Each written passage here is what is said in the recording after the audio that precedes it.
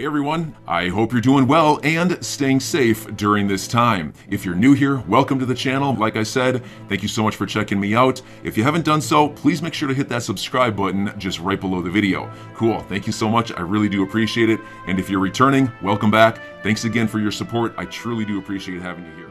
The proof in the pudding about Bitcoin and Ethereum, right, compared to Ripple or XRP. Always been a test. What have we been talking about all this time? You don't say. Technology breakthrough, experimental platforms, blockchain technology, testing the use of cryptocurrencies and smart contracts, which is Bitcoin, the fool's gold, and then Ethereum as well. A lot of corruption, right? So these coins has to go away, guys. We already know the deal. They tell you right there. But then maturity and adoption, enterprise level platforms for specific use cases, cross-border payments, meeting the rising demand for faster, more cost-efficient international payments. Ripple, right? And then we got a few others right there. So guys, all's right here.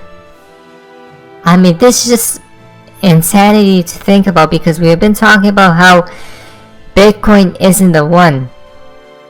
They lured the people in to test out Bitcoin, and then the real deal is what? XRP. Next it comes from Johnny Deaton. Regardless of anyone's opinion on Judge Nepburn or her recent rulings, she gave us two absolute gems. Now look at this, guys. The court. My understanding of XRP is that not only does it have a sort of currency value, but it also has a utility. And that utility distinguishes it, I think, from Bitcoin and Ether. Again, the two coins, right? The two coins. I mean, this is absolutely just insanity, guys. Now look at this, guys, from CNBC. Bitcoin tribalism is holding the crypto industry back, Ripple CEO says. Now, this is a very interesting article. Let's talk about it. Let's be open-minded, okay?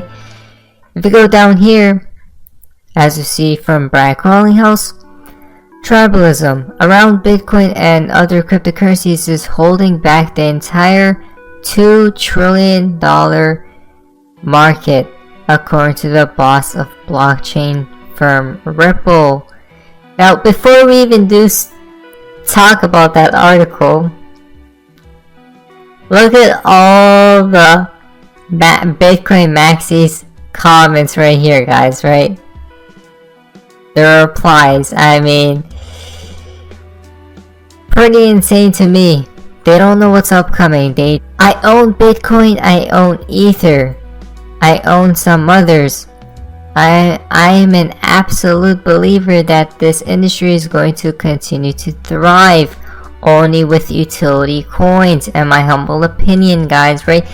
The coins that solve real world problems, as he did state before as well. All boats can rise, Garlinghouse added. Garlinghouse, a former Yahoo executive, compared the crypto industry today to the dot-com era of the late 1900s and early 2000s. Yahoo could be successful, and so could eBay. They're solving different problems, he said. There's different use cases and different audiences and different markets.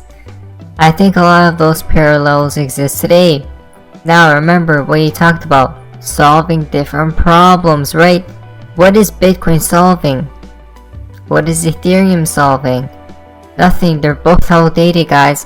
Now these other coins like XLM and these other coins, right, part of the ISO 222, members are solving real world problems, right? That's why they have utility. It's all there, guys. But you know what's interesting? Compared to this tweet right here, there's a correlation right here from ValJester. Now, when was this made?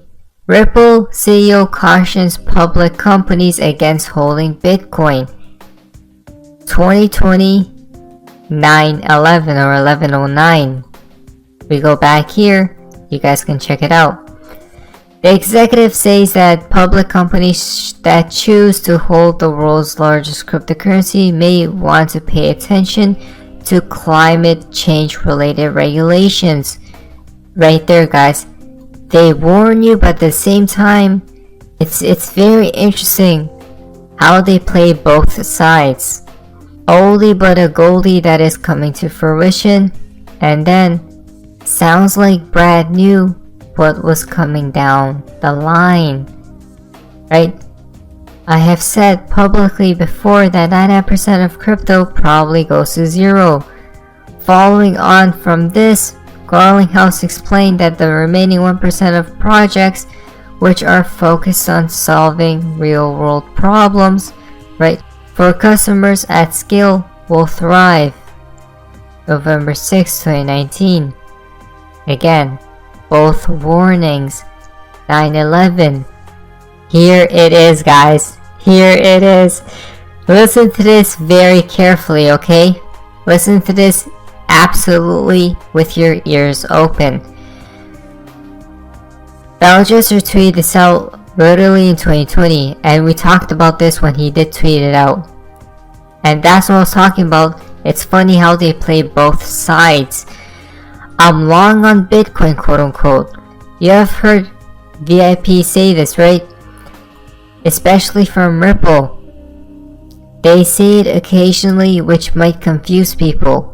Check the mainstream narrative and their own. They're long enough on Bitcoin until it gets banned by the government of the world, which is great for XRP adoption. They will then pass the buck and say, oh well, I think the governments had made themselves quite clear with regulations, and I support a greener environment and one of transparency. No brainer, finally, right? So they say this so they can act clueless when it comes crashing down. Again, it's all about that, guys, right? They don't want to be blamed. Now imagine if they stated this.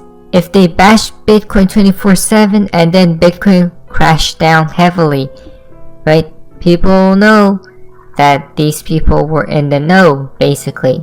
You guys know what I mean. Hopefully. Now, Stefan Asuda, weird how by pure coincidence, everything somehow comes together in 2022. End of the SEC lawsuit, US crypto regulation, launch of the Flare network, Ethereum switches to proof of stake. I don't think this is going to take place.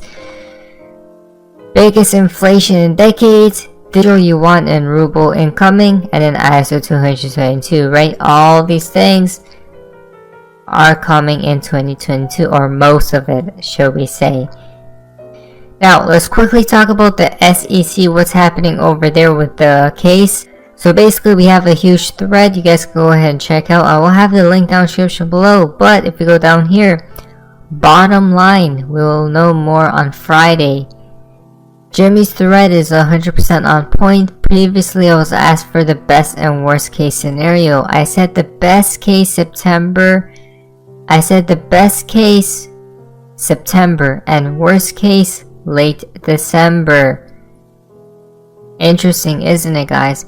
After more careful consideration, absent a settlement, best case is late December. Is that what's going to take place?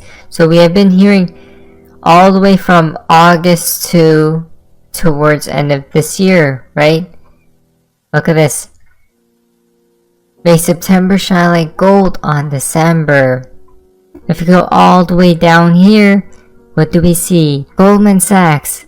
The briefing in that case was completed last November and the decision was issued in mid-March of this year.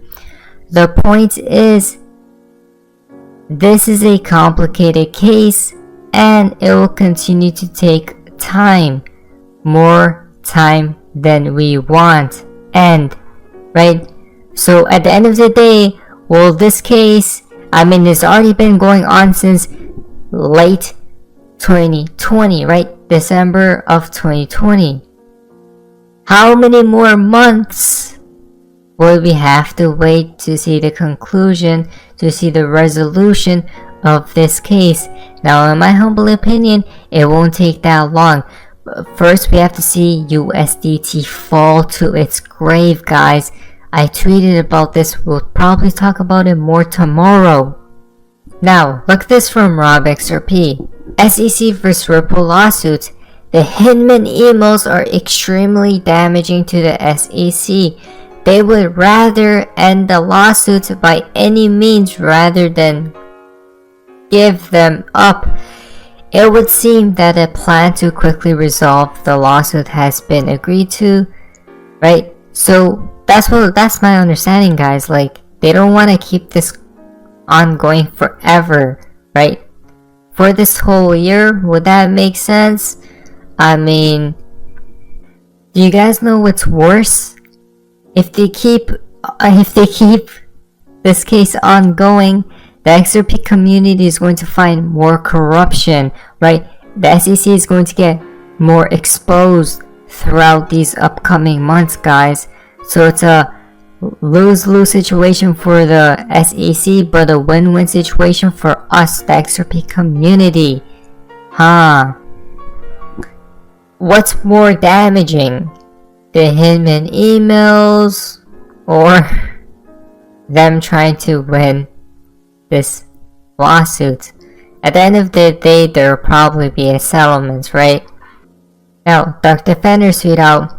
So basically an update of the charts right here.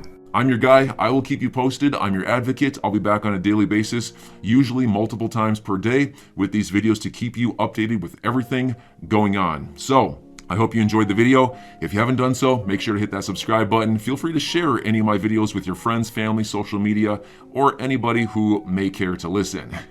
Thanks so much for your continued support. I'm always here for you. I want to help you through this time. So thank you so much for continuing to choose me.